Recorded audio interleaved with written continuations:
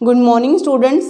अपना टॉपिक चल रहा है भारत का संवैधानिक विकास। इसके तहत हमने एक टॉपिक अपना पहले कर चुके हैं 1773 का रेगुलेटिंग एक्ट हम पढ़ चुके हैं।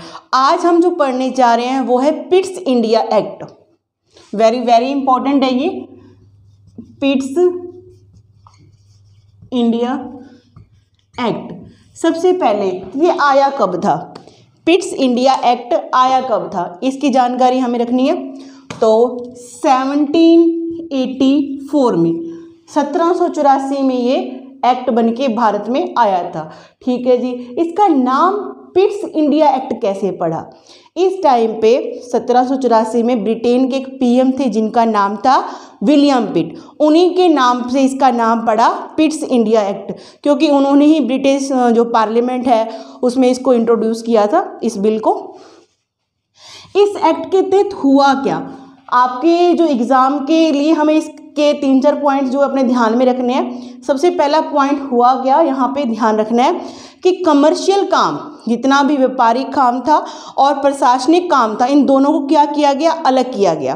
व्यापार के काम किसी और को अलग सौंपेंगे और प्रशासनिक कार्य अलग सौंपे जाएंगे। तो कमर्शियल काम, कंपनी के जो कंपनी थी east India company, commercial work है कौन संभालेगा भी, कोर्ट ऑफ डायरेक्टर इसको क्या करेगी, कंट्रोल करेगी। अच्छा जी, बढ़िया। और एडमिनिस्ट्रेशन वर्क, एडमिनिस्ट्रेटिव, इसके लिए इन्होंने क्या किया, एक बोर्ड ऑफ कंट्रोल बनाया। ब्रिटिश गवर्नमेंट ने क्या बनाया, बोर्ड ऑफ कंट्रोल बनाया। ठीक है जी। इसके कितने मेंबर होंगे, 6 मेंबर होंगे।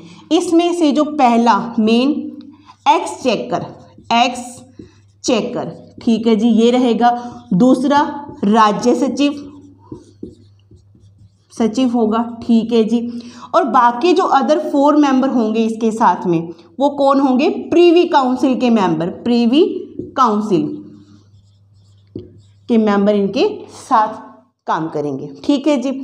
पहला तो बदलाव हमें यहाँ देखने को मिला, क्या किया गया, व्यापारिक कामों को अलग और प्रशासनिक कामों को अलग कर दिया गया। और उनको कौन कौन संभालेगा ये आपके सामने लिखा हुआ है। नेक्स्ट क्या हुआ, इसके तहत हमारे यहाँ पर क्या लागू हुआ, द्वैध शासन। द्वैध शासन मतलब 2 लोग शासन कर रहे हैं। व्यापारिक काम कौन संभाल रहा है, कोर्ट ऑफ डायरेक्टर के अंडर आ गया। ठीक है जी। और एडमिनिस्ट्रेटिव वर्क कौन कर रहे हैं, बोर्ड ऑफ कंट्रोल कर रहा है। तो यानी कि यहाँ पर क्या चालू हो गया, यहाँ पर द्वैध शासन। द्वैध शासन means dyarchy system, dyarchy system.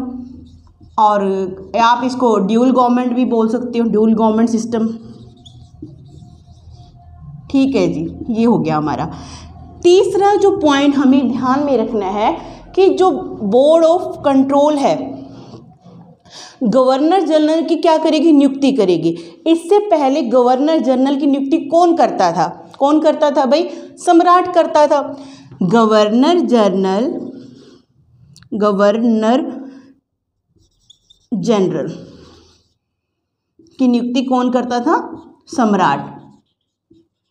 और अब कौन करेगा, ये सम्राट नहीं करेगा, बोर्ड ऑफ कंट्रोल करेगा। मैंने आपको 1773 के रेगुलेटिंग एक्ट में ये बात बताई थी कि जो बंगाल का गवर्नर है वो क्या बन गया, बंगाल का गवर्नर जनरल बन गया था। और उस गवर्नर जनरल की इस एक्ट के तहत नियुक्ति कौन करेगा, बोर्ड ऑफ कंट्रोल करेगा। और पहले कौन करता था, सम्राट करता था। ठीक है जी।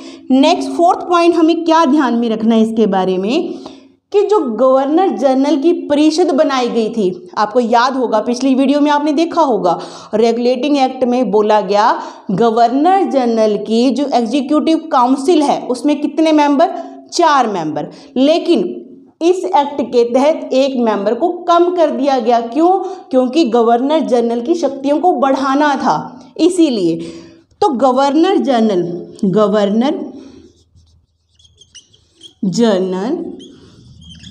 की परिषद में पहले कितने मेंबर होते थे भाई, 4 मेंबर। एक गवर्नर जनरल खुद होता था और 4 मेंबर उसके अलावा थे, और अब ये 4 मेंबर नहीं होंगे, अब कितने मेंबर होंगे? 3 मेंबर्स होंगे। ठीक है जी, तो चलो पिट्स इंडिया एक्ट को एक बार फिर से रिवाइज करते हैं हम लोग। पिट्स इंडिया एक्ट आया कब था? 1784 में। नाम कैसे पड़ा? विलियम पिट के नाम पे। वो कौन थे? ब्रिटेन के पीएम थे उस टाइम पे। हुआ क्या? पहला पॉइंट, कमर्शियल कामों को, एडमिनिस्ट्रेटिव कामों को क्या कर दिया गया? अलग कर दिया गया। ठीक है जी, कमर्शियल कामों को यानी कि ईस्ट इंडिया कंपनी के ट्रेड को कौन कंट्रोल करेगा? Court of directors. और हमारे प्रशासन को, राजनीतिक कार्यों को, सैनिक कार्यों को, संधियां, युद्ध, समझौते, जो कौन कंट्रोल करेगा? Board of control. कितने मेंबर? 6 मेंबर। पहला जो मेन एक्सचेकर, दूसरा राज्य सचिव, बाकी 4 प्रीवी काउंसिल के मेंबर हुआ करेंगे। हुआ क्या? डायरकी सिस्टम चालू हुआ। नेक्स्ट पॉइंट करेंगे, गवर्नर जनरल की नियुक्ति कौन करेगा? सम्राट नहीं करेगा। कौन करेगा? बोर्ड ऑफ कंट्रोल करेगा। नेक्स्ट हम देखते हैं यहाँ पर गवर्नर जनरल की परिषद के मेंबर रेगुलेटिंग एक्ट के तहत 4 थे, और अब कितने हो जाएंगे?